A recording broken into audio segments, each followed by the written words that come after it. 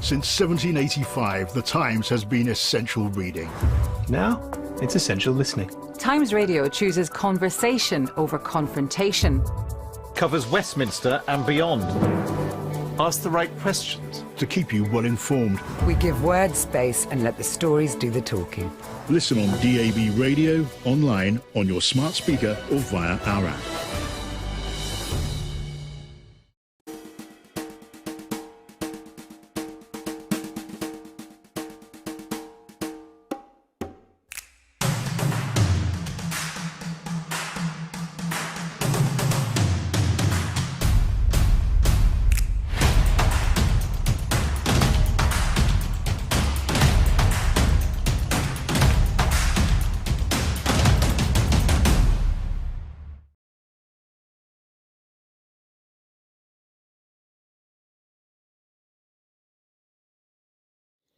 Hello, I'm Mykaela, Artistic Director of Melbourne Writers Festival.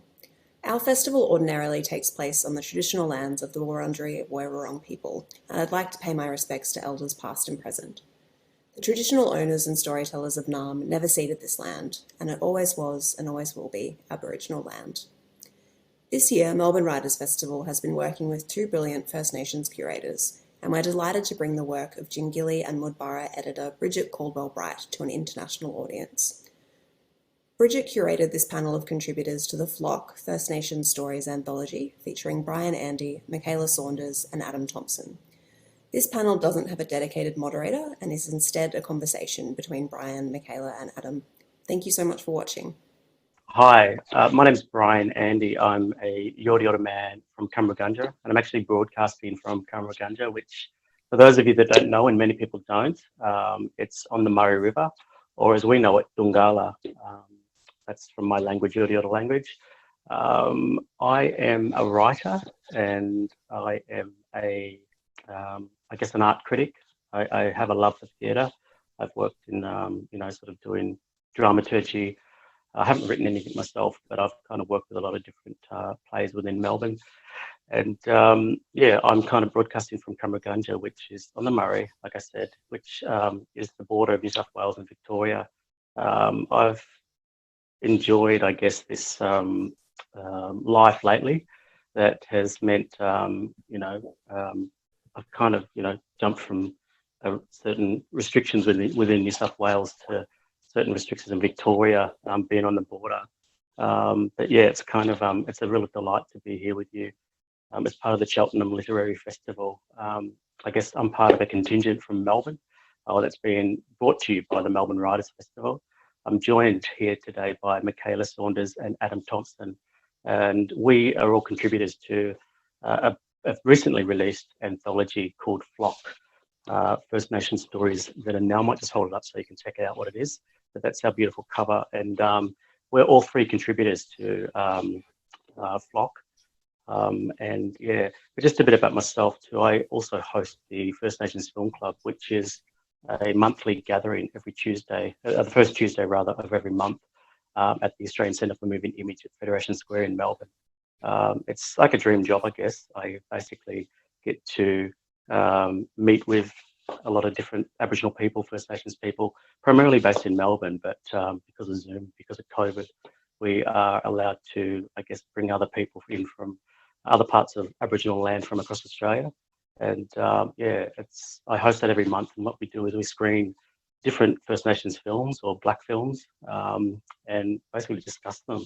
It's like a book club, but with film. And like I said, it's a dream job. And that's what I do primarily, but I'm also a writer.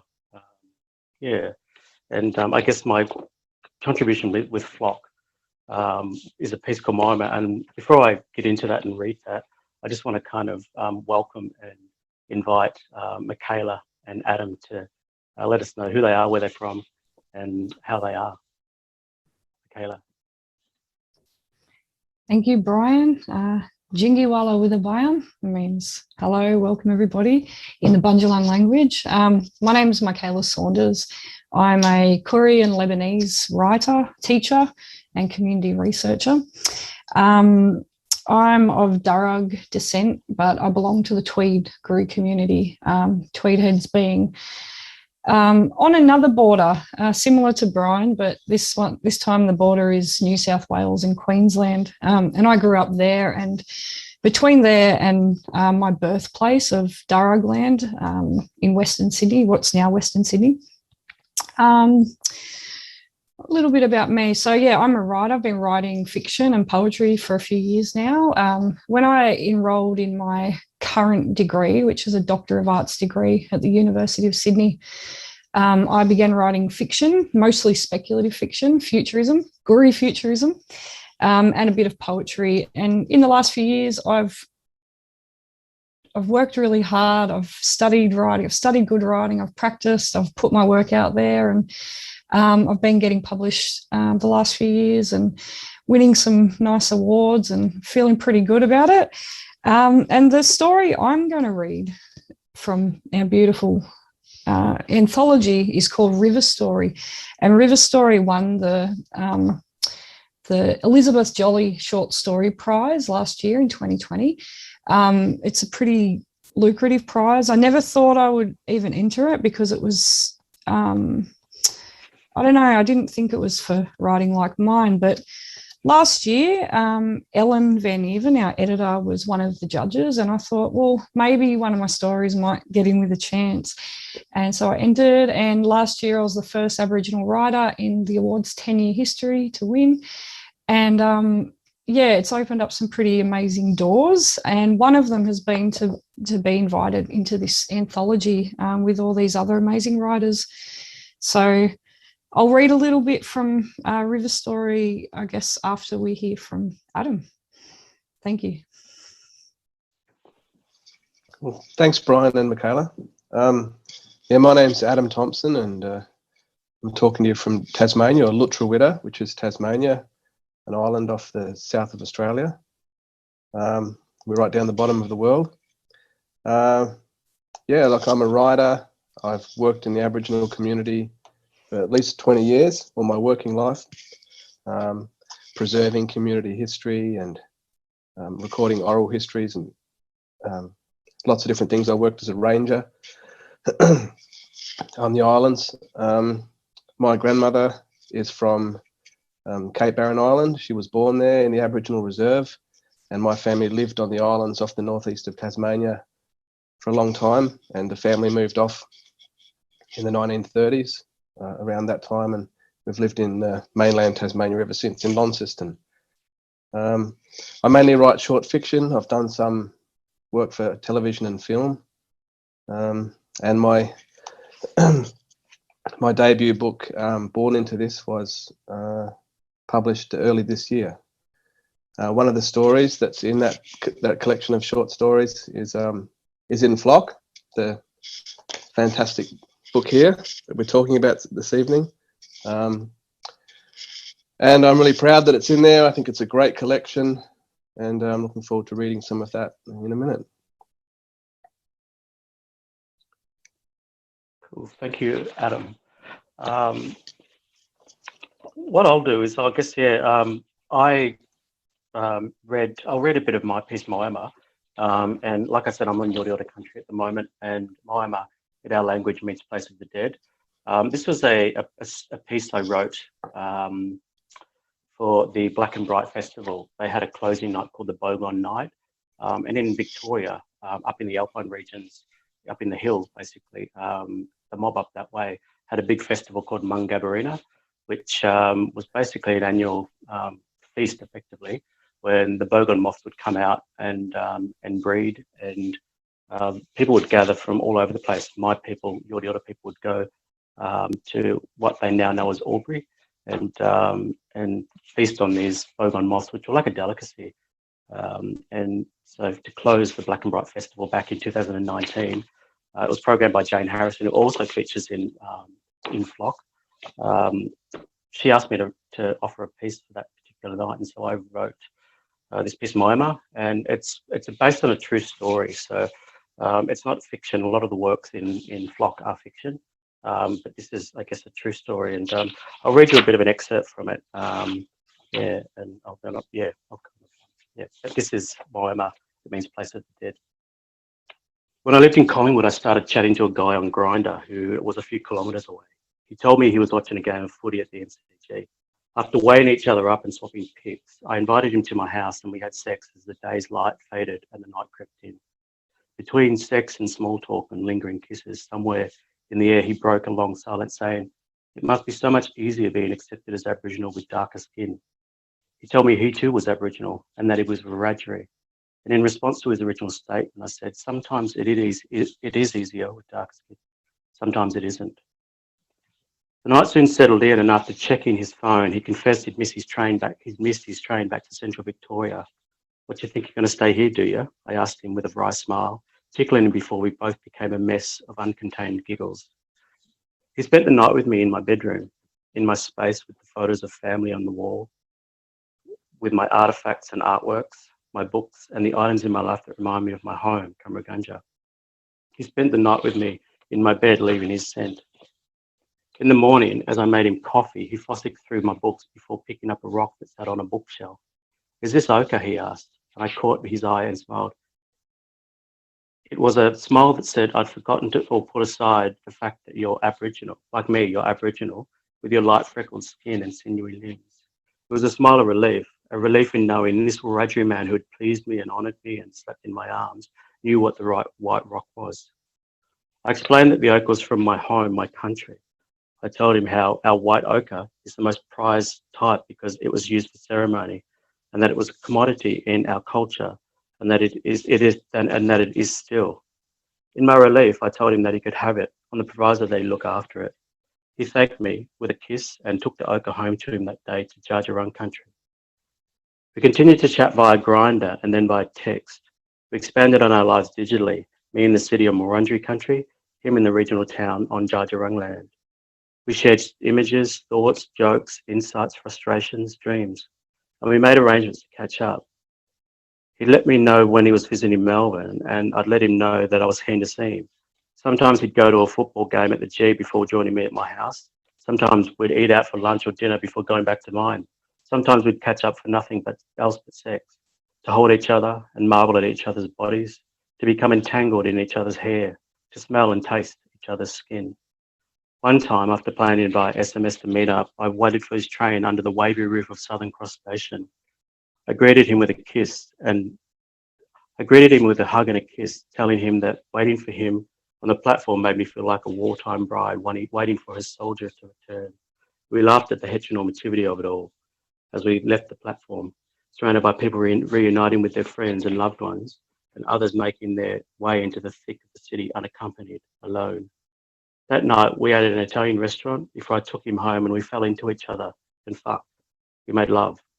In the morning, I made him coffee as he fossicked through my belongings, plucking books from the shelves, looking curiously at my photographs and paintings. As I passed him his coffee, he reassured me he was looking after the rock of white oak I gave him when we first met. Again, I smiled with relief. It goes on from there, but yeah, like I said, it's a true story, and if you haven't gathered that already, I'm a gay man, and yeah, Alan, who edited our anthology Flock, also identifies as queer, and when she approached me to offer that story, having heard it at the Bogon Moth Night as part of Black and Bright Festival, she kind of said that I guess the reason why she wanted to put it in Flock was just to kind of I guess promote a bit sense of visibility to LGBTI people. I am the convener of a group called Out Black, which is a Victorian-based Aboriginal and Torres Strait Islander LGBTI group, and we put on events often for NAIDOC Week, and just basically kind of present drag shows and I guess create a space that is queer friendly and supportive of queer. And so it was a real honour to be asked by Alan to contribute that piece and to be part of Flock. But yeah, that's my piece, and it continues on for a bit. I won't give it away, but that's my mum. And Mykaela. That's a beautiful story, Bryan. Thanks for sharing that. That's all right. Thank you. Yeah, it's so beautiful. It's for those of you who haven't read this anthology, it closes the collection and actually leaves the collection on this really beautiful, sad but very loving note, and I think it's a really lovely story to close. I definitely had a tear in my eye when I was reading it, so it was really lovely to hear you read it, to hear your voice energize those words.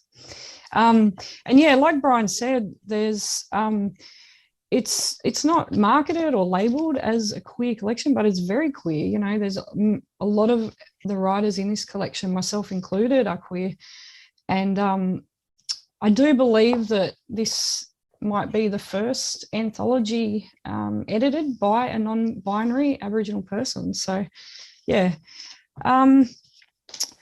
So I'm going to read a little bit from River's story. I'm not going to start from the beginning. I'm going to read the birth scene. And I wrote this, I actually wrote this in a class. It was a response to a prompt that our teacher asked us to just imagine any kind of story and how would it begin. And for me, and probably for a lot of Aboriginal people, stories start on country and they start with family. So what I started writing was how I imagined this character was born. And she's actually sitting there remembering her birth. And she doesn't remember it herself, but what she's doing is she's remembering these collective stories of it told to her by her mothers. In our culture, you know, we don't necessarily have all these separate aunties and uncles, but we might have lots of mothers and fathers. So she's remembering these stories, and because she's at the place where she was born, she's seeing it come alive. So this is from River's story. Gracie is cooling off by the river behind the house, the river she was born in almost 35 years ago. Just like when she was born, the air over the bright brown water is dense with white smoke. Trees curve over the soak, and the thick air combs itself through the branches. Now, as when she was born, they're burning off the sugarcane. This means that the fish will be running up the coast. It is almost also the rainy season. All of these things are connected then and now.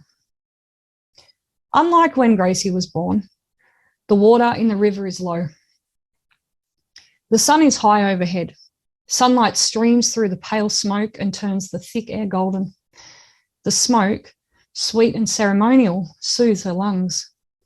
Being here, so close to death, she remembers being born. At least she remembers the story, her mother's collective memory of it, which is just as good as remembering it herself.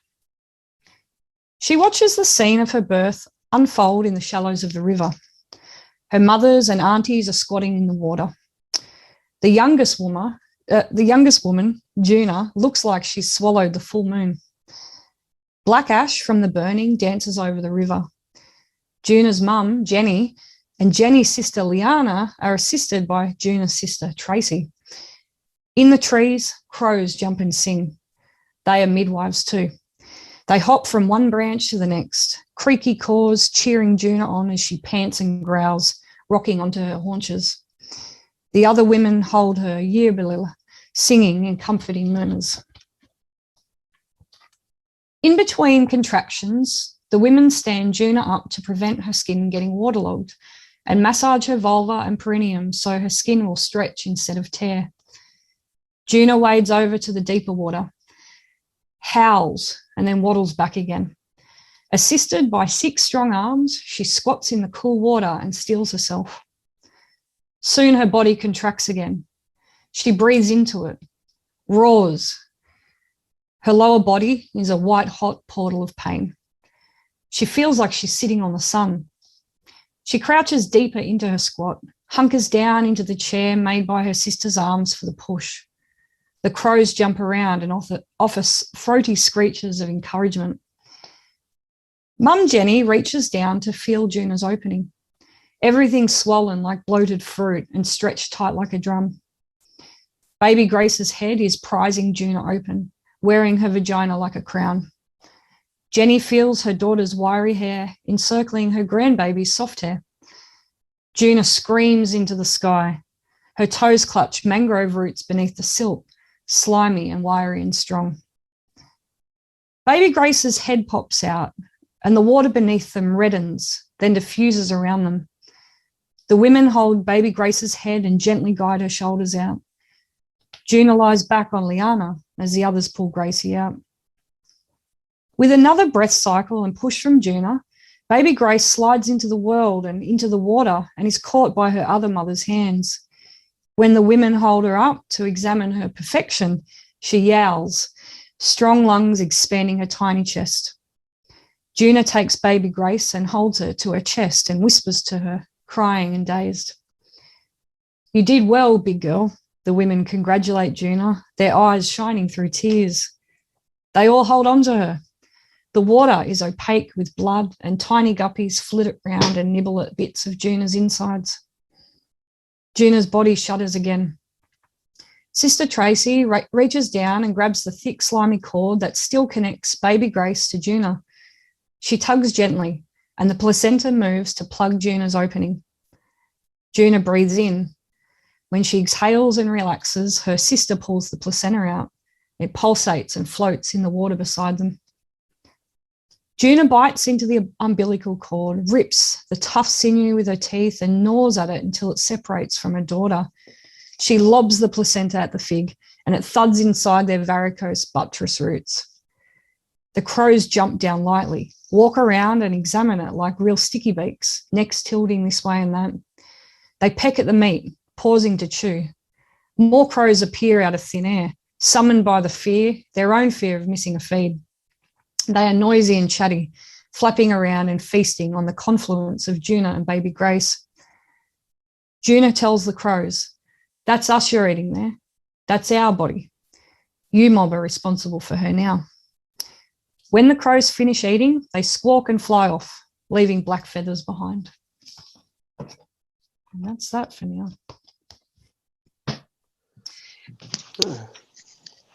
That's gorgeous. Thank you. Yeah. Thank you. Thank you. Thanks, Mykaela. It was Just beautiful and evocative. Thank you. I worked on that a lot. This is the second story I ever wrote, and I didn't just write it in one go. I worked on it over the years, and I just want to say, so it's called River Story, and you know, Gracie's born in the river. The river is a character in this story, and I wrote it because I was thinking about what the future of a river might be without water, and how people's connection to that river as part of their culture might, you know, affect their relationships. So that was me thinking through that. Anyway, I'll stop now. I'll let Adam talk. Cool. Thanks, Mykaela. You'll have to bear with me, everyone. I've got a bad throat, so I'll do my best. So this story, my story, is called Honey, and it's interesting that it's in this collection that's edited by Ellen Van Neerven. This story was the first short story I had published, and it's the first short story that I wrote back in 2016. And at the time, the Tamar Valley Writers Festival, which is, I guess, my local writers festival here, had a competition, a short story competition, and had some pretty decent prize money. And I thought, you know, why not? I've been doing a little bit of writing, so I wrote Honey, and that's at the festival. It's when I first met Ellen, and she was down for the event, and it was just really nice to meet her. I've really, you know, enjoyed her work, their work, and it just worked out really well that, you know, she selected this story for the collection. So I'm just going to read some from the beginning. So I wrote this in 2016, and it's in my my debut short story collection, Born Into This.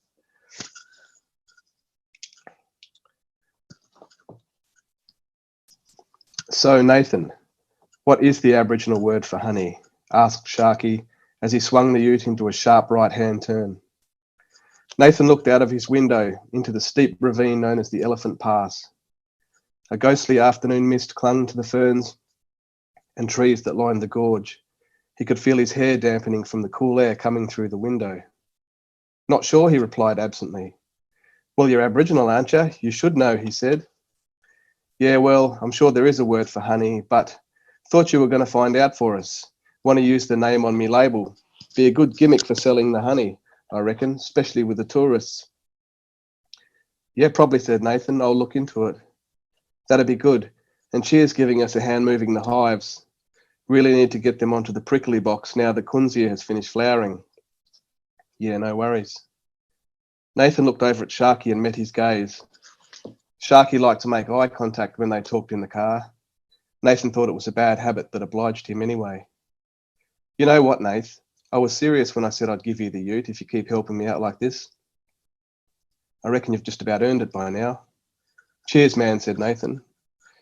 They hit an intersection at the base of the pass, and Sharky turned right onto the coast highway. The ocean appeared and disappeared as the undulating road wound its way through farms and forests. He pulled into a concealed driveway, overgrown with drooping she-oaks. Hives are just in there, said Sharky, pointing into the bush. Might want to suit up. Both men got out of the vehicle. Sharky reached into a black fish bin on the tray and scruffed 2 wrinkled plastic bags. He threw one to Nathan. This should fit you. Nathan stared up at the sky. It was late afternoon and there was still plenty of light, but the sky over the ocean was darkening. Looks like rain, he said, as he shook out his bee suit. Sharky was already zipping his up. He was one of those people who did everything flat out, making his fat, saggy face and body jiggle constantly.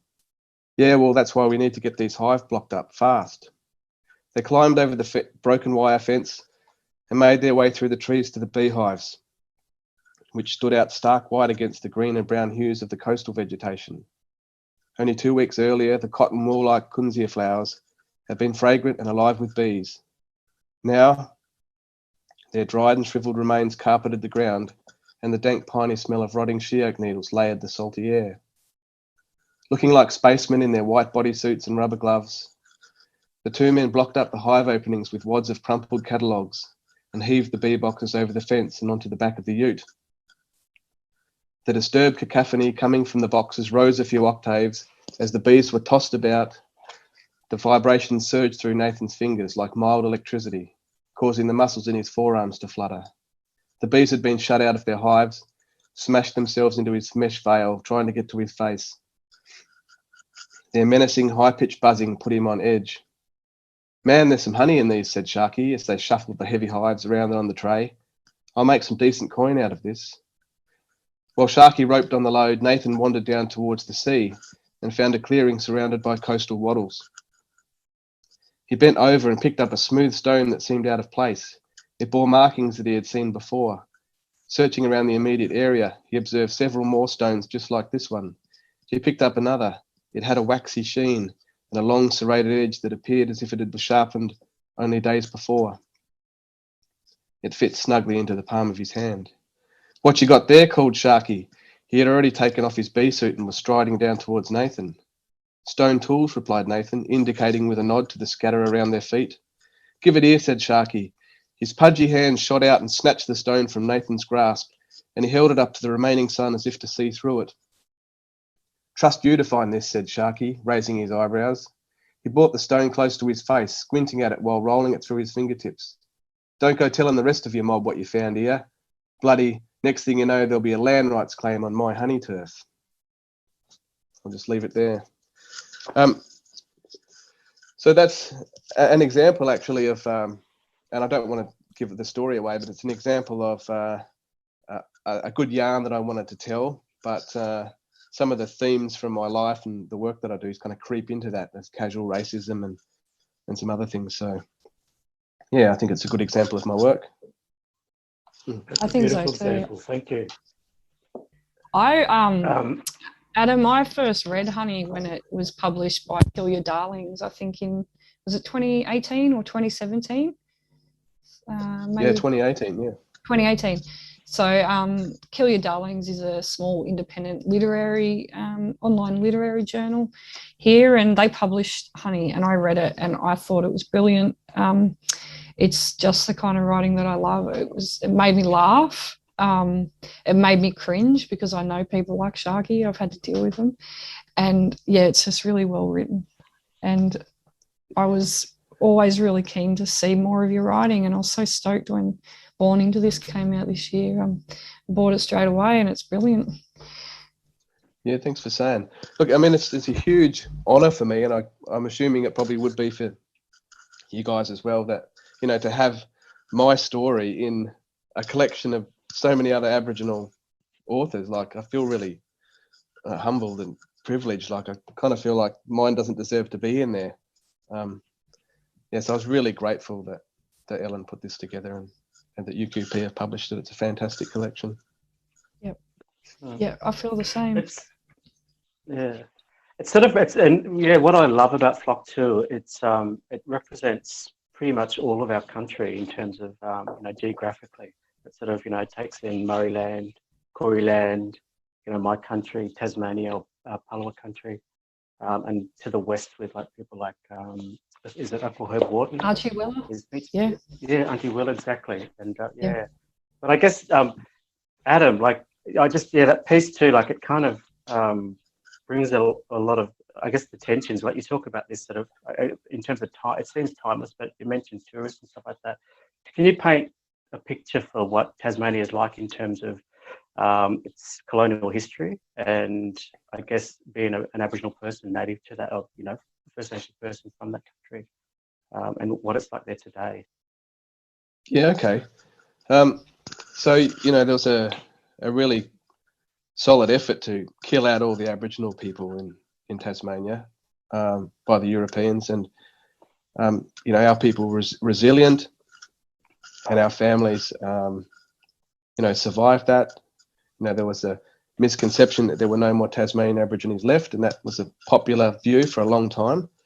But our community soon changed that when we were marching the streets in the 60s and 70s for land rights. And the people then were kind of considered to be evil. They were these kind of darker kind of people in the community. They weren't considered to be Aboriginal, but they weren't white. They were discriminated against. So they were really marching for recognition, I guess, in the early days, and we got that. And it's a very different time now. I think we really struggled to make gains, and now we're kind of struggling to keep those things. It's always a battle to be Aboriginal in Tasmania, and we're always fighting to protect our heritage, just to get a better deal for our community. And the Tasmanian Aboriginal Centre that I've worked for nearly 20 years leads the way in pursuing the interests of the Tasmanian Aboriginal people, the Palawa and Pakana people. And I'm really grateful to have that organisation. And that organisation really did just, it came out of those, that organisation from the community in the 70s and late 60s. And it's really good to have now. But we have the same issues that what mainland Aboriginal people have. There's racism, and our heritage is just getting destroyed at a rate of knots through farming and fishing and infrastructure and government projects. So we're just always battling, trying to get the best deal for our community and to maintain our cultural landscapes here. Yeah, I love going to Tasmania and to your country. It's just such a beautiful place, and people like you mentioned, the Tasmanian Aboriginal Centre, people like Uncle Michael Mansell are intrinsic in. But can you just tell us about Uncle Michael, because he's a very well-respected figure on the mainland, but somebody that's done some amazing stuff down there your way. Can you tell us? Just paint a picture of Uncle Michael. Absolutely. Michael Mansell, or Mick we call him down here, he's fantastic. I mean, he's a staunch Aborigine. He's been battling to get us a better deal for a long, long time. But, he's a community man, a grassroots man. He's, these days we sit around talking about history and looking at old photos, and I talk to him nearly every day. We're pretty close. And he goes mutton birding, and I go mutton birding, which is a cultural activity of Tasmanian Aborigines, and we love it. And it's he retired from the TAC, but he's active as the chair of the Land Council here, and he's just he's fantastic. We're really grateful to have him and have access to him here. Yeah, and just in terms of like the history, like you gave us a bit of an insight into it, but there's that amazing. I'm a film kind of guy. But there's that amazing documentary called Wabalina, Black Man's Houses. I don't know if you've seen that yourself, but it just if anyone's watching this and wants to kind of get an insight into the experience of the mob down that way, it kind of talks about that protectorate era, and I use that term in a really kind of inverted commas way. That the kind of the colonial history, the attempts at genocide, and Wabalina or Flinders Island as it's known. Paint this documentary, just track it down if you can. Black Man's House paints a really insightful picture of what happened, but also just that, like the resilience you talk about, Adam, and just that kind of that constant fight. I take my hat off to you, mob. We share that fight on the mainland, but yeah, like people like yourself and Uncle Mick, as you call him, are such an inspiration, to the voices from down that way. Yeah, thanks, Brian. Yeah, appreciate that. Yeah, that is a good film. It's an old one, and it does also capture a little bit of racism on there from some of the local community that it was filmed in. But, I think that community's come a long way since then, over on Flinders Island. And, yeah, it's a bit more harmonious there now. Yeah. Yeah. And Mykaela, you just mentioned your Doric, yeah? You're a beautiful poet. Oh, thank you. I just want to know, who are your inspirations when it comes to like First Nations writers that you might want to talk about? Oh, well, by you, if any. Well, I never, I'm going to be very honest, I used to hate poetry. I didn't like it. I didn't get it. I went to a school where, so I grew up in Tweed, and this area is known as God's waiting room. So this is the area where all the teachers come to retire. So a lot of our teachers are older, middle class, not very invested in our education, don't really know how to connect with kind of rat bag black fellas. We got a pretty high Aboriginal population in our community. There's about 10% black fellas. That's Aboriginal and South Sea Islander community. And these teachers generally didn't know how to connect. And for that reason, I didn't like school. I didn't like English. I hated what, I tried because I always liked stories, but just the content they gave us, And so from then I just hated poetry. And it was only a few years ago that I started writing fiction. And one of my teachers, Fiona McFarlane, started bringing poems into our classes to get us to focus on the sentences and how beautiful they can be, and the musicality of it and the beats and the breath. And she really made us, with writing a story, to focus on our sentences, because she said a story is written sentence by sentence. So because of her, because she kind of opened that door for me into appreciating poetry, which I'd never had before, I started enjoying it. I started writing my own. And so from that, I started to seek out all of our esteemed poets, starting with, some of the older ones, our kind of trailblazers, Udjera Nunakul or Kath Walker, Lionel Fogarty. And one of the first Aboriginal poetry books I bought was Love Dreaming and Other Poems by Ali Cobby Eckermann. And some of the poems in there are just so stunning. I never thought any kind of poetry could do that. And that's because on reflection, I was reading all these like crusty old poems given to us by these teachers who are about to retire and had no connection to us. So, and then, there's all these amazing new poets coming up. Evelyn Aralewin's collection, Drop Bear, is the most stunning thing I've ever read. I don't know if either of you have read it, but I keep dipping in and out of it because it just like grabs me by the throat, and I find it really hard to just kind of keep reading it. I get pretty choked up. I can feel the rage and the sadness and the love in those poems. Ellen's poems are incredible, of course. Alison Whittaker, probably Tony Birch, who's also in our collection here. It's pretty humbling to be part of that kind of lineage, you know. But I'm always learning. So and I'm learning from the best, because our poets are just incredible. I know that this recording's being broadcast to an international audience. So yeah, if you want to start reading some of our poetry, you know, start with those books. That's where our kind of politics and our history and our culture is coming out in these new literary forms. Yeah, I mean, just thinking about history, I'm pretty ashamed to kind of give this a plug, but this is my copy of Paperbark, which was, I don't know if you've read that. And it doesn't have a cover, unfortunately. It's so loved and so, I guess, dog-eared and just read. I love this book. But it's the first ever. It's also published by UQP, who published Flock. But this was the first ever anthology of Black writing.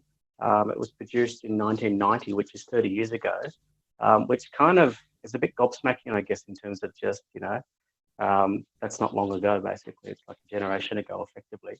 And it was the first time within Australia that, I guess, an anthology of Black writers were I guess, put into a book and validated as such, I guess. 1990 Paperbark. And like it said, like you mentioned Annie Udru-Nako. She features in it along with people like David Unipin, Jack Davis, Annie Hillis-Maris, who's a Yorta Yorta woman from Cumbreganga, Sally Morgan, but yeah, and Archie Weller, who also features in Flock as well. But yeah, like, I guess, Adam, like, I guess, how do I put this into a question for you? But just, yeah, like 30 years, what does that mean to you in terms of just that kind of trajectory from the 1990s to 2021, 30 years later, effectively? What does that mean for you as a Black writer in terms of getting our voice out there? And, you know, that kind of short span and that the gravity of that. Yeah, I don't know. Writing seems to have come a long way, just generally in the style and everything. But like I said, it certainly feels very humbling to, you know, be in a collection with so many fantastic authors that span such an amount of time.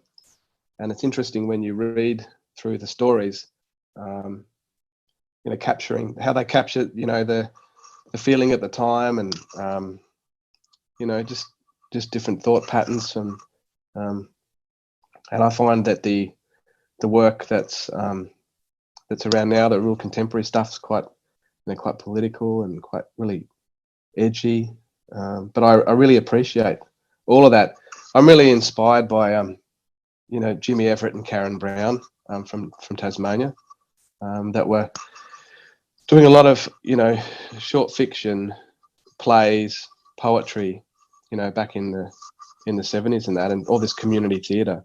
And that was really big in our community. People were going along, and through that medium, you know, the community theatre and their poetry, and the TAC was helpful in publishing some of those books, that they were getting these kind of political and important messages out into the community. So, you know, there was a real need for that at the time, and then it kind of dropped off a little bit, and we've had a little bit of a, you know, resurgence in the last couple of years down here with some younger Aboriginal writers sort of coming forwards and creating some great stuff. And it's yeah, it's nice to kind of see myself as part of that now, and I guess, you know, making a contribution to the struggle and to this literature, and be interesting to see what the next authors are going to be producing. Yeah, I think so. Hey, Bryan, you've asked us some really lovely questions. Can I ask you something? Yeah, I want to know. So, I love your story, Mama. It's the only thing I've read of yours, because, as you said, you haven't been. Have you been writing anything? Are you working on anything? Poetry, stories, plays? Yeah, I guess, I mean, yeah, I'm a writer, but I must admit I'm kind of bound by this non-fiction approach. I used to write for Lonely Planet. I wrote a book, The Aboriginal and Torres Strait Islander Guide, 2 chapters from that, one on WA and one on Victoria. And that was back in 2001. And so I've done travel writing and research into like I wrote a website called Mission Voices for ABC and the Koori Heritage Trust in Melbourne. I remember that website. I used to use it Yeah, to and teach. Yeah, well, it was 6 basically missions and reserves, and I wrote the text for that, and it was That was then incredible. populated by all these voices, from different 6 different missions and reserves, and then yeah, kind of I've done a lot of, I guess, theatre and film reviews, and just I guess that's the thing. But I look at myself as very much a non-fiction writer. I'm still to kind of make that leap into the creative realm. I work in theatre and just more as a bit of a dramaturg / cultural consultant. In terms of if working with Melbourne Theatre Company on a show called it's just fallen into my head. It's by Declan Ferber-Gillick, who's a fantastic, beautiful playwright. He's just such a strong, fresh approach. Jackie is the play. That's what it's called. It's been cancelled because of COVID. But I worked on a play called Anthem with 4 amazing writers: Crystal Shelkus, Andrew Bavell, Patricia Cornelius, and Melissa Reeves, and we were joined by composer Irini Vella, and that mob of playwrights and theatre makers. They produced Who's Afraid of the Working Class about 20 years ago, and I've kind of followed their journey, and they kind of got me involved with that show called Anthem. So I don't necessarily, I mean, the work I do produce is more non-fiction, and that's what I contribute to Flock. And I don't know. I'm not sure. Like, I guess Australia is such a weird culture in terms of just what it is, and all the constructs and the lies it tells itself. Like I've kind of got Morrison over in the US at the moment while we're dealing with COVID and talking about nuclear arms or nuclear submarines, and so I've always been dedicated to that kind of what's the facts and applying that to our lives as Indigenous people, because our stories often haven't been told, and so I've dedicated my life a lot to non-fiction and I guess research and things like history, and then just kind of interpreting that. And the piece in Flock is non-fiction, but I've recently just submitted a monologue, a creative monologue, for a series of plays that we want to stage in St Kilda in Melbourne. It's like in November we're looking at, if COVID permits. But the Auckland Street Traders Association have asked us. I've asked 6 playwrights, and I've kind of said, I'll be a playwright in this instance. And it's going to be like we've each been asked to write a monologue set in the future that kind of looks, I guess, post-COVID, what's Melbourne and what's Auckland Street got to be like. And I kind of offered this piece that speaks from the perspective of a Moreton Bay fig tree. Moreton Bay figs are native to Queensland, and they're kind of like this beautiful big tree that they're pockmarked in Melbourne. Pockmark's probably not the right word, but they're planted in Melbourne, and there's these beautiful big beasts. And so I kind of wrote this piece, a monologue, from the perspective of the Moreton Bay fig tree on Auckland Street. And it's set about 50 to 100 years from now, and it talks about, I guess, the piece talks about what the future's like, what the environment's like, what people are like, because St Kilda's been a really interesting side of pushing blackfellas out. It's been highly gentrified as a place, and so I kind of speak from this perspective of a Moreton Bay fig tree and talk about the mob that used to camp under that tree, the homeless people, the parkies, but also this big corroboree tree that exists down at St Kilda Junction. There's an ancient big red gum corroboree tree, and so this Moreton Bay fig tree refers to that.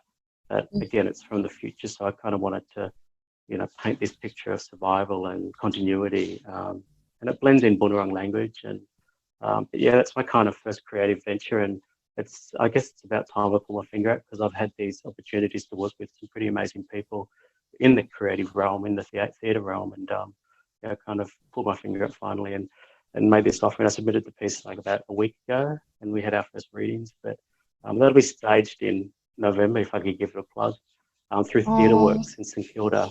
And so, and it'll be presented like street theatre. So our audience will walk along Acland Street and stop at different sites, and then be offered a monologue, and mine's from the perspective of this modern day fig tree. So, yeah. That sounds incredible, and congratulations. You know, Thank you. I've been working on a project the last 4 years as part of my doctorate. I've written a short story collection.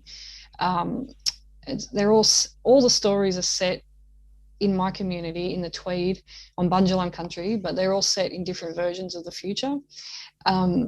Because I want to think about what our countries and communities and cultures might look like in, you know, give or take different climate concerns or population or whatever. Anyway, so yeah, I hear what you say. I'd love to read your piece if you could, if I could. Yeah, I'll send it to you.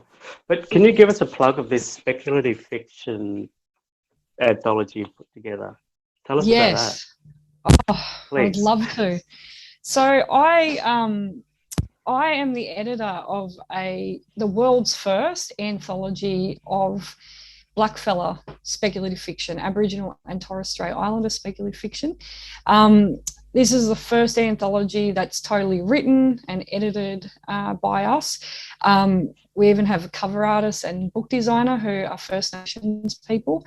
The book will be out with UQP in 2022, hopefully around May, we think.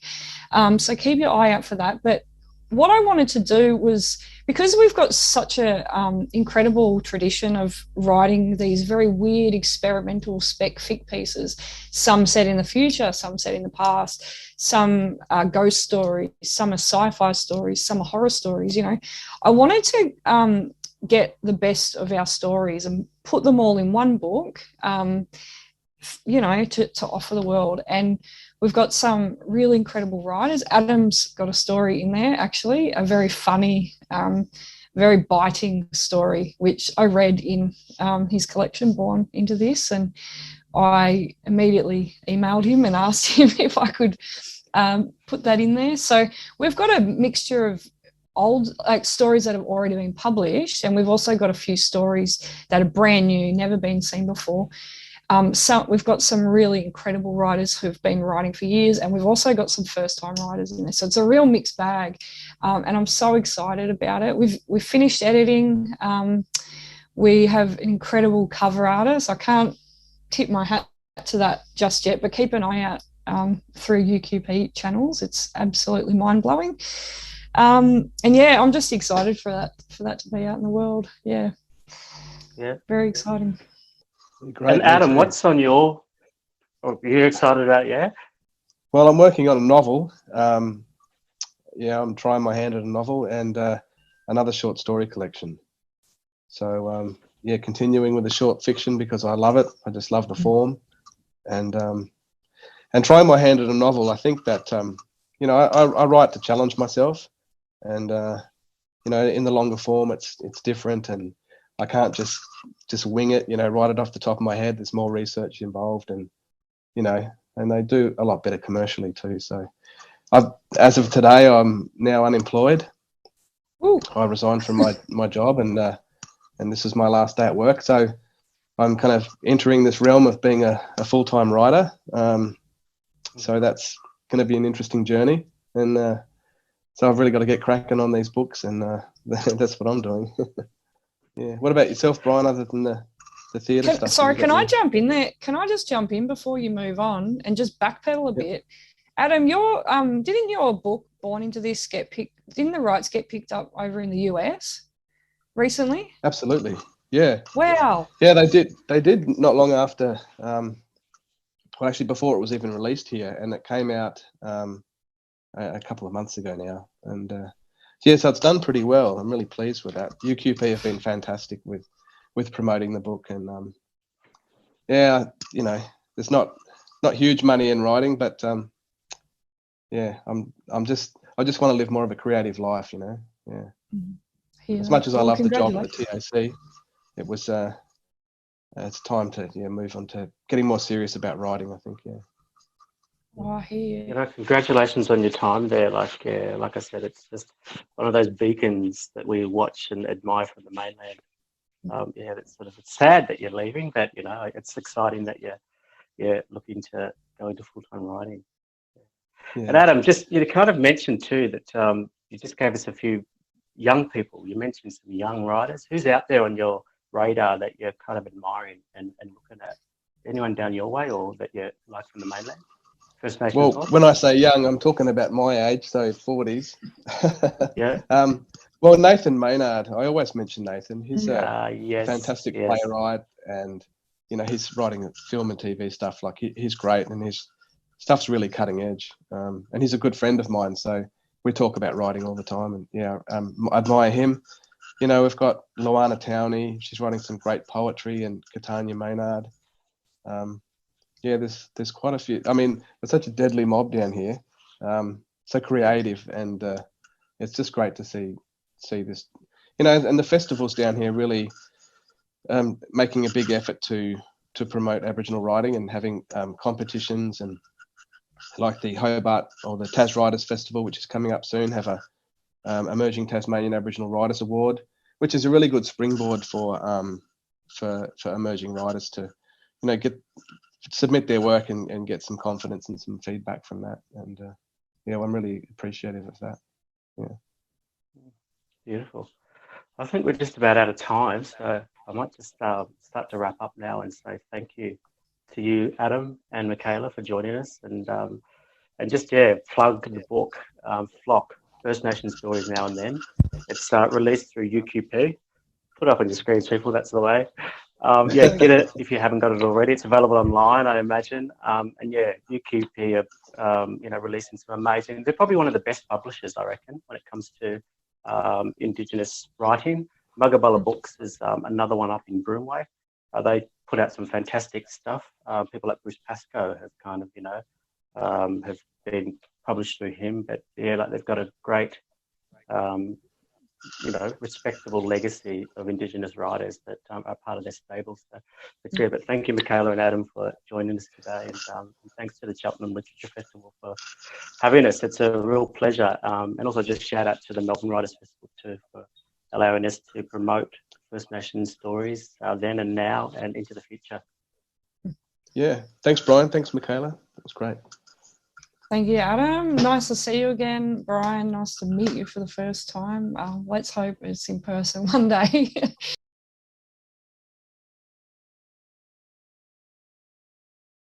Like flowers cultivate in cracks in the concrete, culture grows in the spaces between the everyday. It's there in darkened rooms when the stage lights come on. It's in a park full of people belting out the same song. It happens in classrooms, having a go, hands-on. It's found in small circles, exchanging stories. It's under a tent, making brand new discoveries. It's in those shared experiences that help build communities. It inspires change, provides opportunities. It brings joy, sparks curiosity. It provokes feelings recognisable to everyone, making our hearts race and giving us goosebumps. It's for those who don't think they can have it. It's for those who know that they need it. It fosters connection and understanding. It is ours for the taking, as well as the sharing. Culture is what makes us human. It makes our world better. Culture is our culture. Let's explore it together.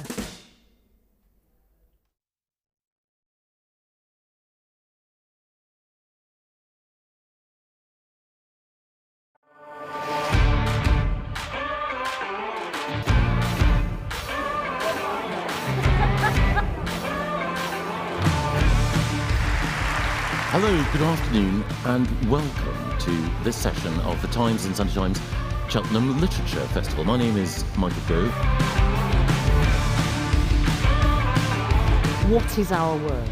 The word today is from the Latin for one ass being the animal, I should say, and it's unasinus, and it means united in stupidity. It's a perfect example of how I spend my days foraging in the corners of the dictionary.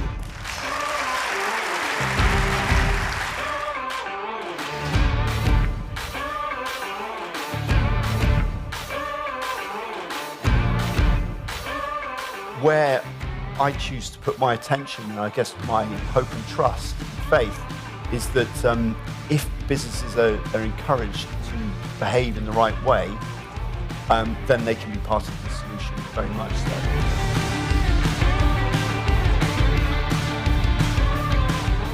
It wasn't until I was a teenager and I started modelling, and then through that work researching more and learning more about kind of the different challenges we faced, that I really got my head around it. And I was just like, what? The scientists are saying that literally like the only home we have and that we can inhabit is in danger. Like why is there not more of a big movement caring about this?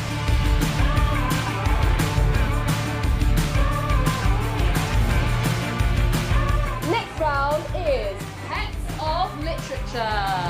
Number 1, name up to 3 different animals that Lord Byron kept as pets. When drinks began to flow, people became far more generous than they'd have you believe. Leeches got into our boots, which became filled with blood. This was one of the first poems that I wrote. Leaving every stone unturned on the table. I'm working with Paul now. Did you find him grumpy? You know, generally speaking. Yes. So he's fishing. His camera's out and everything, and then they said, please don't talk to him. Get something for us to broadcast. And that's why it always sometimes looks a bit odd going fishing, if any of you have seen it. It's like I'll just suddenly appear and say, do you like gardening, Paul? Do you think dogs have got hairier recently? Anything just to get him to talk. I'll do another joke. I put so much petrol in my car the other day, I couldn't get in it.